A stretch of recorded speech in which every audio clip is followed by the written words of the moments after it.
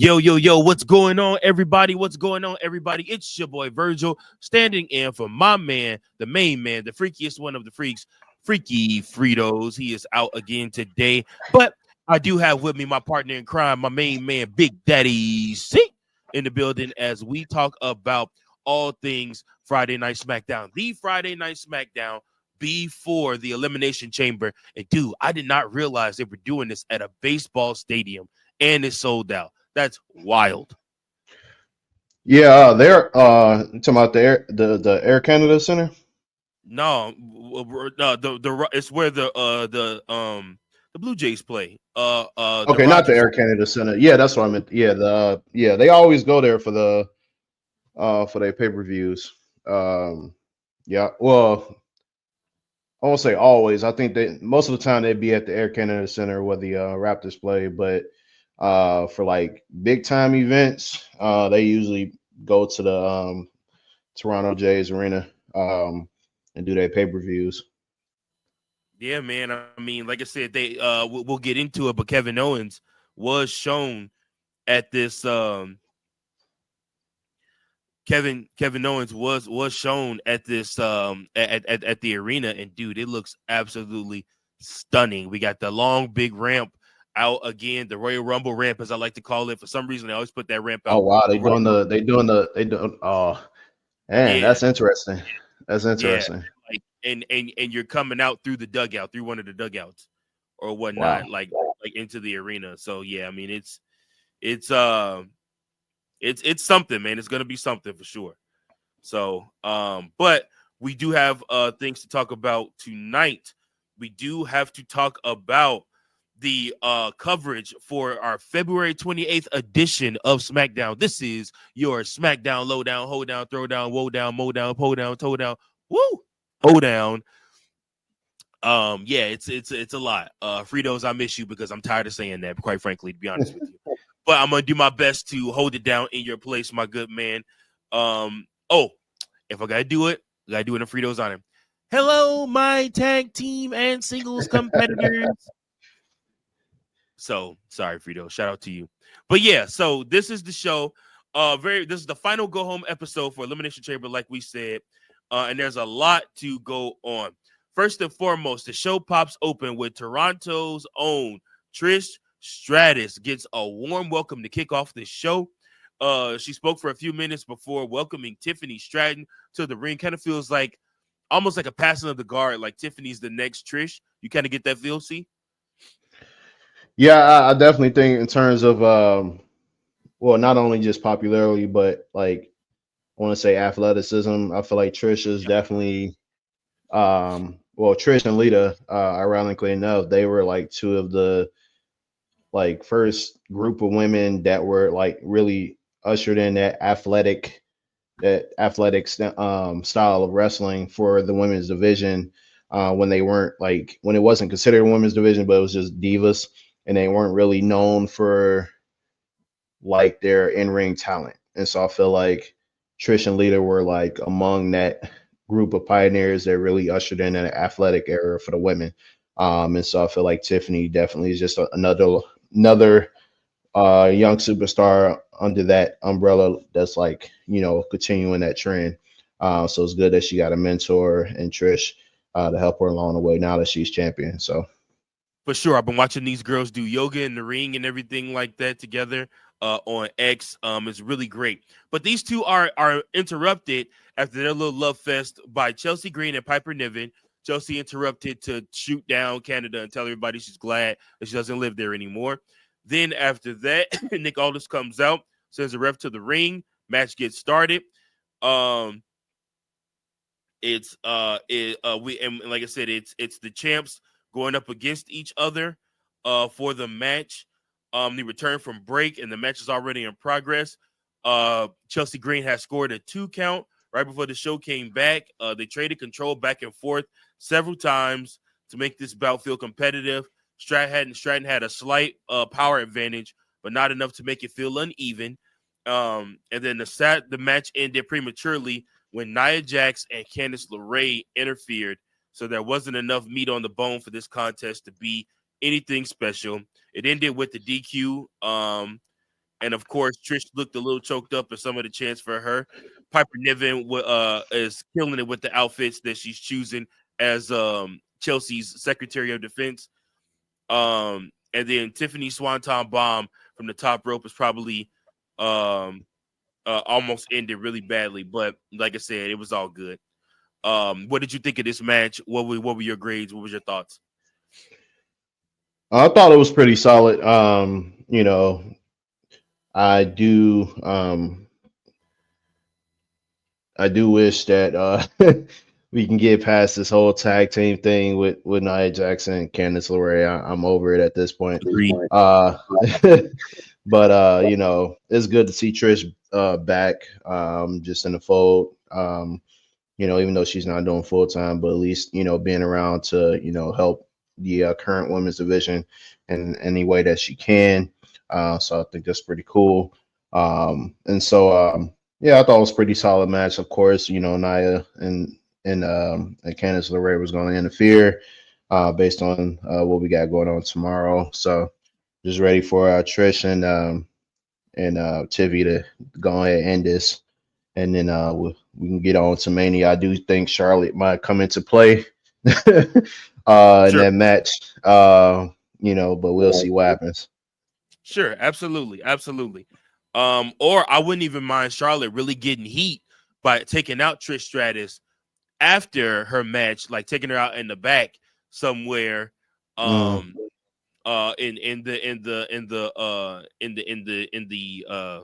at Elimination Chamber tomorrow, and potentially, like I said, taking her out. Um, but yeah, we'll have to see what happens with that to get some heat. But now we'll move right along, guys. We have Nick Aldis announced earlier today a series of matches to determine the number one contender for the United States Championship. Now, mind you, this is originally supposed to be Shinsuke Nakamura defending his championship, but I believe his brother passed away earlier this week. So RIP to his brother who passed away. Yeah, really sad. So they gave Shinsuke some time off. So like I said, so we won't see Shinsuke until right around Mania time for the build to that match. So I'll probably give him as much time as he needs to be able to grieve that, as he should. But anyways, we get Jacob Fatu versus Andrade.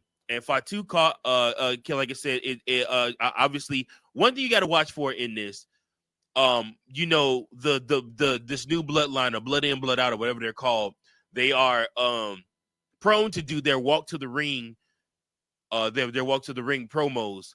But of course, this time when Jacob was getting ready to cut his promo, Solo sends him out there by himself. I don't know if you noticed it or not, but gosh, what's his name? See, help me out. You on mute. Tama Tonga. Yeah, Tonga. Sorry, thank you. Yeah, Tama Tonga was getting ready to walk out with Jacob Fatu, and you see Solo hold him back and let Jacob walk out by himself. Solo's planning something, guys. Something is getting ready to happen. I think Solo's going to actually turn and make Jacob Fatu the face, the baby face in their feud heading into WrestleMania, which I'm actually excited about. I think it's going to be really good. But nonetheless, Jacob Fatu and Andrade put on one hell of a match. Obviously, you know it was going to be good. The Samoan Werewolf ends up picking up the win with the signature moonsault. And he did it clean without any help from anybody in the group. Again, they are testing the waters to see if Jacob Fatu can have a sustained run as a babyface. He just might be your next United States champion. Who knows? Any thoughts on that Yeah, I match, G, or agree. did you not? Oh, okay. No, like I watched the segments and everything. I do think we are leaning towards the eventual face turn, because dude, you hear the like just the ovation the moment this man pops up on the screen, like the crowd just going crazy, like that backstage segment, like like it shows you everything. Like this man is over, like severely over, and it's just adding more layers into it. And I think that um Solo trying to make control, like still trying to have control over them, And Jacob already told him, "Hey, bro, we've been running stuff around here, man. Like, we don't know what. Hey, when Mhm. you left for a little bit, we took control and made sure we was doing our own thing. So I think that's where we're going. I think that's where we're leading. Solo, I'm like, oh, they don't really need me no more.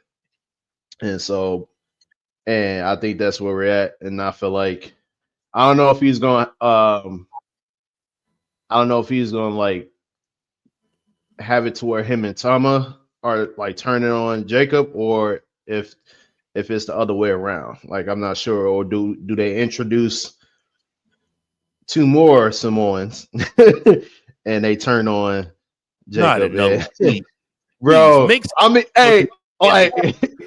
Make some of them go it's through NXT. typical. Stop calling all of them up right up into the roster, please. Hey, it's been done before. I would not be surprised if they do that again. If But we they don't need it. essentially, Okay, sure, fine. You can do it again, but do we actually need that? Like, we don't need we that. don't. Some of them can go through the ranks. Yeah, yeah. But I mean, only way I said like, because like, let's say, all right, they turn on Solo, or you know, Solo and Tama turn on Jacob. Then Jacob gonna need some help. So I True. highly doubt they're gonna It don't have need to be Jay and another Jimmy. Samoan. You said what? It don't need to be another Samoan. Please, please, please get Or you think creative. they Do just not. have, or they just have, or they just have Jimmy help him? Is that probably the best route to go? If you're not going to give Jimmy the United States Championship, I don't think Triple They H won't. has a game plan set for who's going to be the United States, who's going to be in the United States Championship match. We're already rumored to have a multi Intercontinental Championship match. It looks like lazy booking if you do IC multi-person match and United States multi-person match. So you can't do that. So pick a person, one person to go up against Shinsuke Nakamura for the United States Championship. One, and just call it a day. Like, don't Well, convolute things. after tonight, well, we ain't get that far yet. But after tonight, I mean, it's clear who the number one contender is. Right. Um, but yeah, so I don't know. We'll see what happens.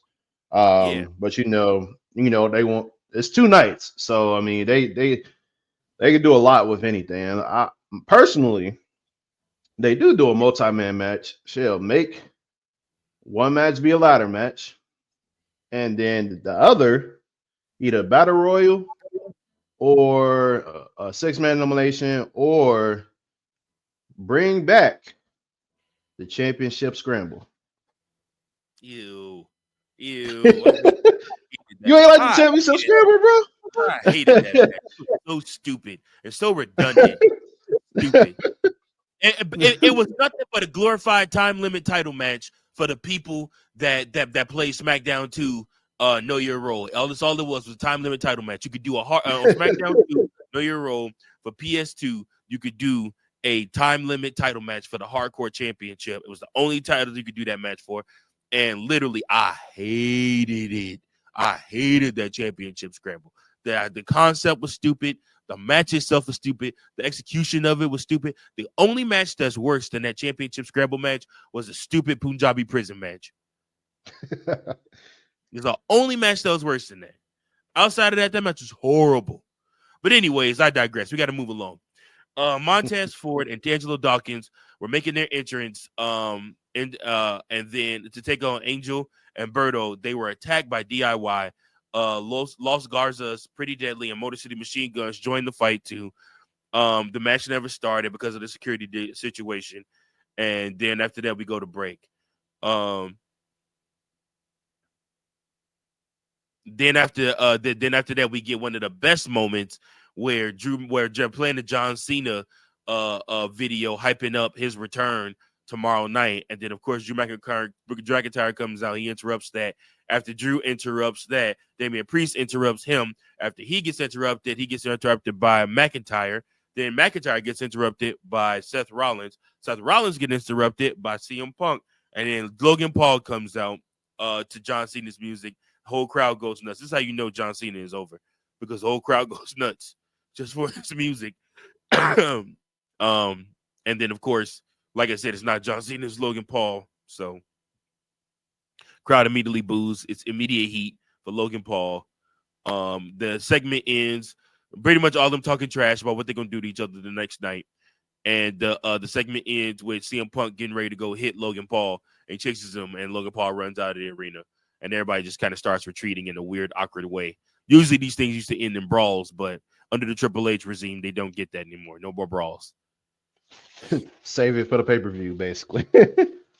Pretty much, Yeah, or the unless it's like NXT a one. working. Yeah, yeah, right. Unless it's like a one-on-one like rivalry, like more often than not, like you're not gonna get a brawl or anything, between multi match featuring multiple guys. But I thought it was a good segment. CM Punk was cooking, man. like he, and then like that moment where like CM Punk and Seth are going back and forth while Drew and Damian are going back and forth with each other. I was like, holy shit. I'm like, are we gonna get a tag match at some point? Like it That's just felt what like felt that's what it like was felt like. like yeah, it felt like Teddy Long was gonna come out there. Hold on now, minute player. It was gonna go ahead and make that tag team match, but nah. Yeah, I thought it was weird. I'm like, damn, Cena ain't there. And then I hear the music. I'm like, it's Logan. It's Logan doing his best Dolph Ziggler impression. When Dolph Ziggler used to come out there dressed like and use people theme songs, come out there dressed like him. And he was Yeah, doing that. Yeah, I thought that's pretty much what that was. Um, but yeah, I thought it was a good segment.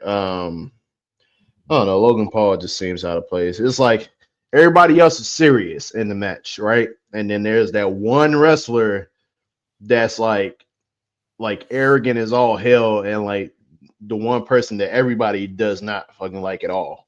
And so I right. feel like that's where Logan Paul that's his role in this whole thing. He's not gonna win. He's just there as an irritant, like just to piss everybody off. It's like a mosquito essentially that just won't Him, go him, away. and him and LA Knight could have definitely traded roles, and I think everybody would have been okay with it. Him and LA Knight trading roles. LA Knight being in the title hunt for the WWE Championship Elimination Chamber. I think he would Yeah, have cooked in that match. His personality would have rang true in that match. And then of course you put Logan Paul in with the United States stuff, and like I said, just let him get that whatever heat. Like I said, yeah, especially if the plan was to give Jacob Fatu the spot for the championship. I mean, it just makes sense. So, right. but moving right along, speaking of LA Knight, the second match in the number one contenders tournament saw LA Knight versus Santo Escobar. These two kind of went back and forth for a little bit. They fought through a break and into the next segment. They both put on a solid performance, though. It actually was a really good match. Knight caught Escobar with the BFT in mid-air to score the pin and the win. Um, like I said, it was a pretty good match. Like I said, you got any thoughts on that? Any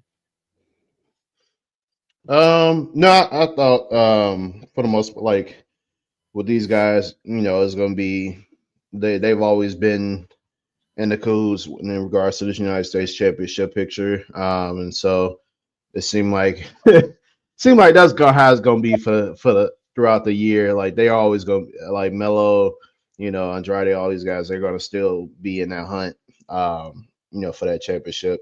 So which is cool. I'm not cool with it. I'm not against it at this point. So I think it was a solid match. good deal, good deal. After that, Sami Zayn came out and invited Kevin Owens to the ring, but KO was not at the arena. He was at the venue for Elimination Chamber, standing in the middle of an empty ring. He said this is all Zayn's fault and he's going to end his career. Guys, that match is going to be nuts between those two. I really don't know what we're going to see those two do to each other, but I know it's going to be crazy. Then after that, the qualifying match for the U.S. title, number one contenders match, it's Carmelo Hayes taking on Braun Strowman. Like I said, it was a lot of Strowman in this match. It was a lot going on. And then obviously, of course, the Monster Among Men used his significant size to advantage, take control right away, then let Melo take a break and ran him over like a freight train. Then Tama Tonga tried to distract the ref while Solo attacked Strowman with the chair, but the big man brushed it off and took out both men. Hayes pulled an Eddie Guerrero and made the ref think Strowman used the chair on him to get disqualified. This was barely a match, but it made Melo look like a good opportunist. So, what did you think of this one? Um, I think adds a little bit more to uh the feud itself, like the fact that they're in separate, arenas. Um, like KO doesn't want to hurt Sammy before the match and get like an upper hand. Like, so it just adds to that. Like, we've seen it before, a heated rivalry and the two superstars in separate arenas, Yeah, giving their own individual promos. And so um it just adds a little bit more intensity in that regard. Like, they don't have to be in the same ring to deliver heated promos, like to really sell the feud and the story itself. right. I like this a lot. Them two not being in the same arena. Honestly, like I said, this gives me 2000 Triple H heel vibes Right. from Kevin Owens. Like I said, just that cerebral assassin type heel stuff, and he's gonna Hmm. really mess Sami Zayn up. Like, he's gonna do some real diabolical things to Sami Zayn. A lot of people Yeah. like to use the word diabolical. What we about to see is gonna be real diabolical. It's gonna be terrible what he's gonna do to Sami Yeah. Zayn, I believe. And then these two will do it again at Mania, maybe we'll see. Next after that, we do have the Morgan Rodriguez and Perez versus Bailey Belair and Naomi match. And again, like I said, this match was a pretty good. Naomi and Morgan began throwing hands as soon as the bell rang. Didn't take long for all six women to start brawling. It's a pretty standard 6-person bout. Um, uh, we saw a lot of different combinations of opponents working together. Perez got the win for her team with the Pop Rocks finisher. Again, it was a decent match. It had a good amount of time, but Bliss showing up to attack Perez at the end might have been the most interesting part. Like I said, we know I believe that Alexa Bliss is on her way to go take that world championship from Mommy. So, what do you Yep. think? Yeah, I agree. It was a good, solid match. I'm glad to see Roxy still. She's really getting a lot of shine on the main roster, and this has been amazing to see. And so, but yeah, the Alexa Bliss showing up, giving her the sister Abigail. Um, I definitely see Alexa getting that momentum. Um, I wouldn't, like I said, I haven't really decided or really thought about who's going to come out of this match as a winner, but I think she is definitely the favorite to win it. And so I definitely would not be opposed to having her go against Rhea Ripley, and potentially beating her for the championship. And so, yeah, I thought the match was solid, and the moment after was good too. Sure. After that, we we go to the triple threat qualifying match for the next number one contender is for the United States Championship. Carmelo Hayes, LA Knight versus Jacob Fatu. Before the match, we see Sokoa was giving Fatu a quick pep talk before he walked to the ring. Um, Hayes was the freshest competitor due to his match being the quickest, but all three men looked like they had no lasting defense from their last bout. Hayes tried to form a partnership with Fatu that was ignored by the Samoan Werewolf. Knight tried to take Fatu down with the Bulldog, but it had no effect. While there were no allowances, it felt like Knight and Mello were both fighting an uphill battle against a physically dominant Fatu.